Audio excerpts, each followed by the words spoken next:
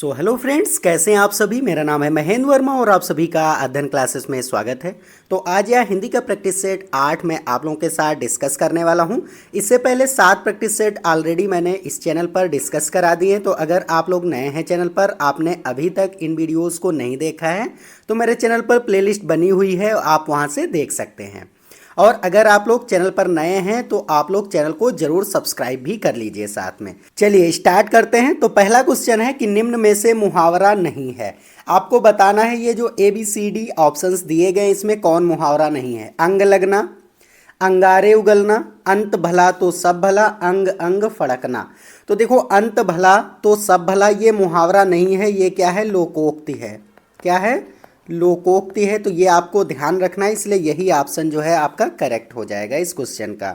चलिए next question देख लेते हैं कि दुष्ट लड़के उधम मचाते हैं, वाक्यांश में उद्देश्य का विस्तार है। लड़के हैं, दुष्ट है, उधम है या फिर मचाते हैं। देखो, उद्देश्य और विधेय क्या होता है। तो उद्देश्य जो होता है इसको हम सब्जेक्ट बोलते हैं। सब्जेक्ट को ही क्या हिंदी में बोला जाता है, उद्देश्य बोला जाता है। तो ये आपको ध्यान रखना है।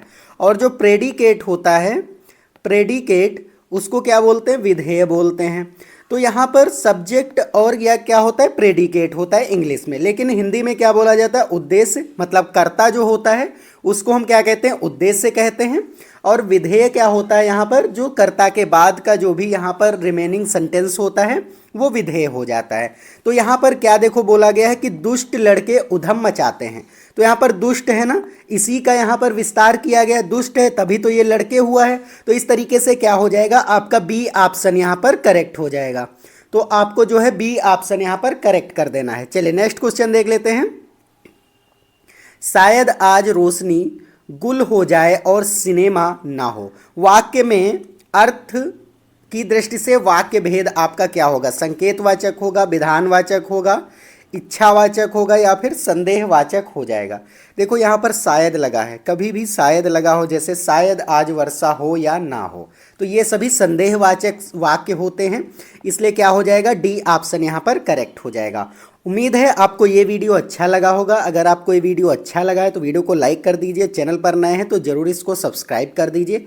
चलिए नेक्स्ट क्वेश्चन देख लेते हैं कि वाक्यों में ऐसे शब्दों को छोड़ दिया जाता है जिनके न रहने पर भी प्रसंग में वाक्य को समझने में बाधा नहीं पड़ती, कहलाती है। क्या कहलाती है, अर्थांतर कहलाता है, कल्पनातीत कहलाती है, वाक्यार्थ कहलाता है या फिर अध्याहार कहलाता है।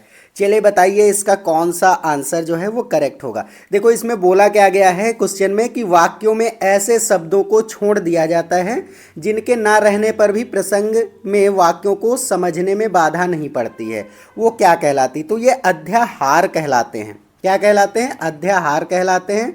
तो इस तरीके से यहाँ पर डी ऑप्शन आपको लॉक कर देना है। देखो अध्याहार क्या होते हैं कि अगर वो नहीं होंगे तब भी आपका जो वाक्य होगा, मतलब सेंटेंस होगा, वो कंप्लीट रहता है। इसीलिए उनके रहने या ना रहने से कोई भी यहाँ पर फर्क सेंटेंस में नहीं पड़ता है। चलिए नेक्स्ट क्वेश्चन है कि निम्न में से कौन सा उत्तर अव्यय के भेदों से असंगत है। आपको बताना है कि जो अव्यय है यहाँ पर उससे कौन सा असंगत। तो क्रिया विशेषण अव्यय होगा, विसर्ग बोधक अव्यय, संबंध बोधक अव्यय या फिर समुच्चय बोधक अव्यय हो जाएगा। तो देखो विसर्ग बोधक अव्यय जो होता है ये असंगत है। अव्यय इस तरीके से नहीं होते हैं, क्रिया विशेषण होते हैं, संबंध बोधक होते हैं, समुच्चय बोधक होते हैं, लेकिन विसर्ग बोधक अव्यय नहीं होते हैं। इसलिए यही जो ऑप्शन बी है ये एक तरीके से असंगत है। तो यहाँ पर जो है बी ऑप्शन 35 नंबर क्वेश्चन का करेक्ट हो जाएगा। चलिए नेक्स्ट क्वेश्चन है कि नर्सरी तथा प्राथमिक स्तर पर कविता शिक्षण की सर्वश्रेष्ठ प्रणाली है। आपको बताना है कि अगर आप एक प्राइमरी के टीचर हैं तो आपकी जो कविता अगर वहाँ पढ़ा रहे हैं तो उसकी सर्वश्रेष्ठ प्रणाली क्या होगी, गीत तथा नाट्य प्रणाली, शब्दार्थ कथन प्रणाली, प्रश्नोत्तर या खंडवन्य प्रणाली या फिर व्याख्या प्रणाली। तो यहाँ पर क्या होता है, गीत के माध्यम से या फिर नाटक अगर आप कराएंगे तो बच्चे वहाँ पर क्या करेंगे, अभिनय करेंगे और वो वहाँ पर सक्रिय रूप से सीख पाएंगे। तो इसलिए सबसे जो प्रभावी सर्वश्रेष्ठ प्रणाली है वो गीत तथा नाट्य प्रणाली होगी। इसलिए आपको ध्यान रखना है, ए ऑप्शन यहाँ पर करेक्ट हो जाएगा। चलिए नेक्स्ट क्वेश्चन है कि भाषा कौशल है। भाषा कौशल कैसे, शिक्षण कराना, अधिगम कराना, अनुदेशन कराना या फिर दक्षता प्राप्त कराना। चलिए, दक्षता प्राप्त करना, चलिए बताइए कौन सा ऑप्शन यहाँ पर करेक्ट होगा। तो यहाँ पर जो भाषा कौशल है वो है आपका दक्षता प्राप्त करना ही है, क्योंकि दक्षता अगर बालक जो है यहाँ पर कैपेबल हो जाएगा तो वो अच्छे तरीके से कोई भी चीज़ हो वो टैकल कर पाएगा, चाहे वो लैंग्वेज हो चाहे वो रियल लाइफ हो। तो इस तरीके से आपको डी ऑप्शन यहाँ पर करेक्ट कर देना है। चलिए 38 नंबर क्वेश्चन है कि प्रोजेक्ट विधि में प्रदान की जाती है, क्या प्रदान की जाती है प्रोजेक्ट विधि में? सैद्धांतिक शिक्षा, जीवनोपयोगी शिक्षा, बेसिक शिक्षा या फिर नैतिक शिक्षा। चलिए बताइए, तो यहाँ पर जीवन उपयोगी शिक्षा ही प्रदान की जाती है, इसलिए क्या हो जाएगा? बी ऑप्शन यहाँ पर करेक्ट हो जाएगा। चलिए नेक्स्ट क्वेश्चन है कि प्रस्तावना का मुख्य उद्देश्य है। प्रस्तावना का मुख्य उद्देश्य क्या होगा? उद्देश्य कथन करना, प्रस्तुतिकरण करना, नवीन ज्ञान ग्रहण करने हेतु तत्पर करना या फिर सामान्यीकरण करना। तो यहाँ पर बताइए कौन सा ऑप्शन जो है वो करेक्ट होगा। तो देखो, प्रस्तावना क्या होती है कि नवीन ज्ञान ग्रहण करने हेतु तत्पर करना। देखो, कोई भी अगर चैप्टर है उसमें देखो प्रस्तावना अगर वहाँ पर पहले लिखी होती है तो पूरे चैप्टर का सार लिखा होता है कि इसमें क्या हम पढ़ने वाले हैं, क्या क्या नया पढ़ेंगे, तो वो सारी चीज़ें यहाँ पर पॉइंट वाइज लिखी होती हैं। तो आपको ध्यान रखना है नवीन ज्ञान ग्रहण करने है तो तत्पर करना, इसलिए यहाँ पर प्रस्तावना का मुख्य उद्देश्य होता है। तो सी ऑप्शन आपको लॉक कर देना है। चलिए नेक्स्ट क्वेश्चन देख लेते हैं। तो नेक्स्ट क्वेश्चन है कि मौखिक अभिव्यक्ति का आवश्यक गुण है।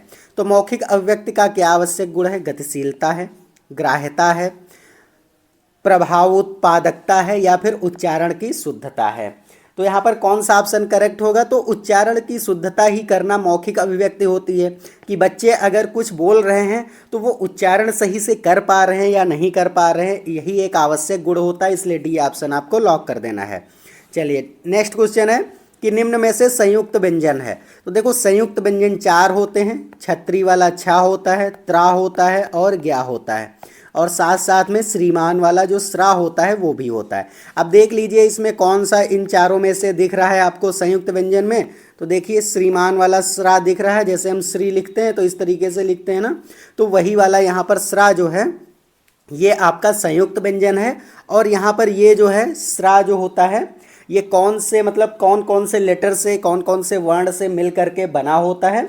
तो ये क्या है कि सलजम वाला जो सा होता है और रा, इससे मिल करके बना होता है, तो ये भी आपको ध्यान रखना है। तो ये सभी क्या होते हैं? संयुक्त का मतलब होता है कि 2 वर्णों से जो मिल करके बना हो उसको संयुक्त व्यंजन कहते हैं, और ये व्यंजन होते हैं इसलिए संयुक्त व्यंजन कहलाते हैं। उम्मीद है आपको ये चारों अच्छे से समझ आ गए होंगे कि कौन कौन से संयुक्त व्यंजन होते हैं। तो अगर आपको ये वीडियो अच्छा लग रहा है तो वीडियो को लाइक करके चैनल को जरूर सब्सक्राइब कर लीजिए, क्योंकि मैं इसी तरीके से आपको कंप्लीट सीटेट की प्रिपरेशन कराता हूँ। चलिए नेक्स्ट क्वेश्चन है कि मूल्यांकन का क्षेत्र परीक्षा से होता है, सीमित होता है, विस्तृत होता है, समान होता है या फिर संकुचित होता है।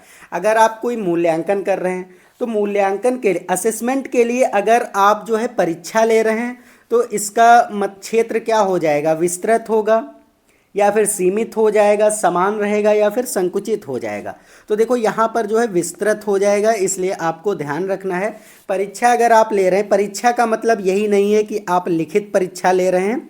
जैसे आप जो है क्लास में पढ़ा रहे हैं कुछ चीज़ें तो उसी से पूछ रहे हैं क्वेश्चंस, तो वो भी एक तरीके से एग्ज़ाम ही हो जाता है, उनकी परीक्षा ही हो जाती है।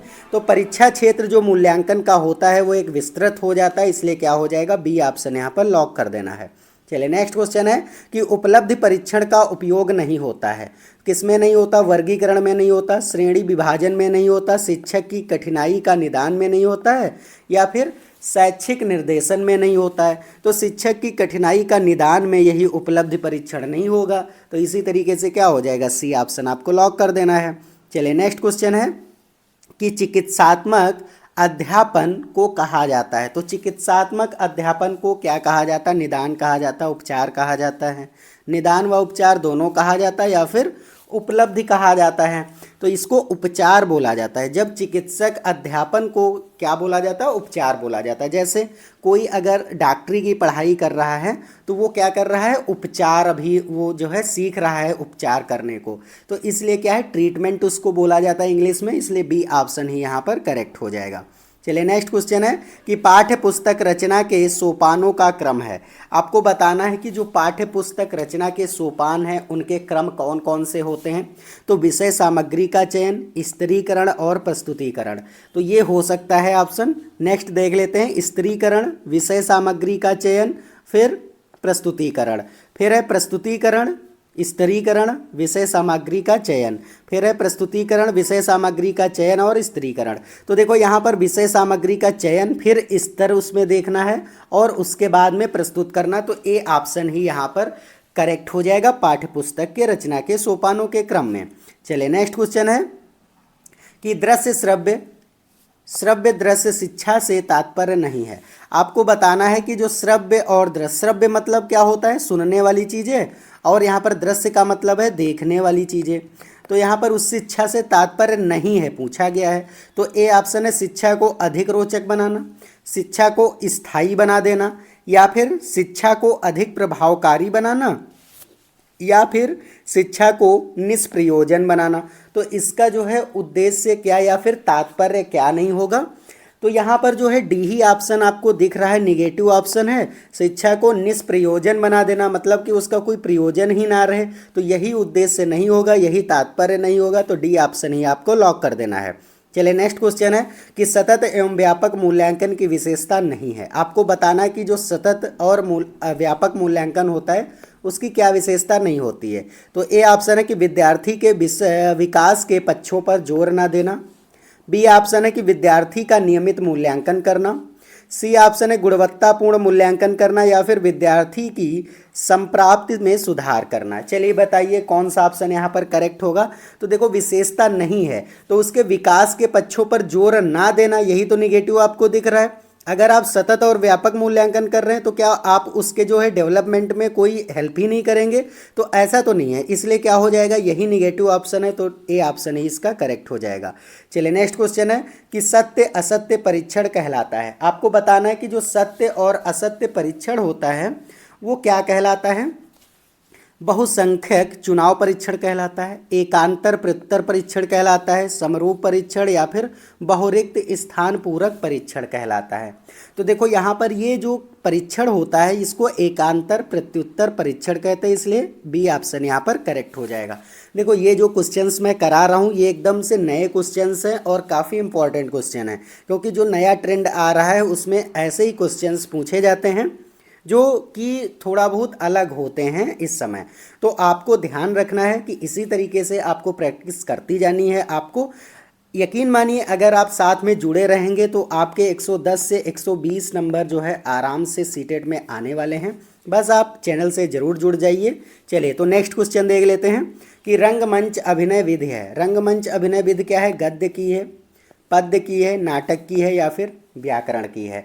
तो देखो रंगमंच अभिनय क्या होता है, नाटक में होता है, क्योंकि उसमें कैरेक्टर बनाए जाते हैं, तो इसलिए क्या हो जाएगा, सी ऑप्शन यहाँ पर करेक्ट हो जाएगा।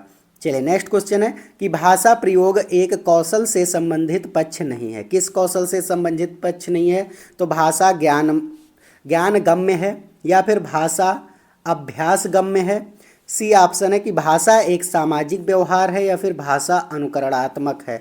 चलिए बताइए यहाँ पर कौन सा ऑप्शन करेक्ट होगा। तो भाषा ज्ञान गम्य है, यही इसका एक पक्ष नहीं है, इसलिए क्या हो जाएगा, ए ऑप्शन आपको लॉक कर देना है।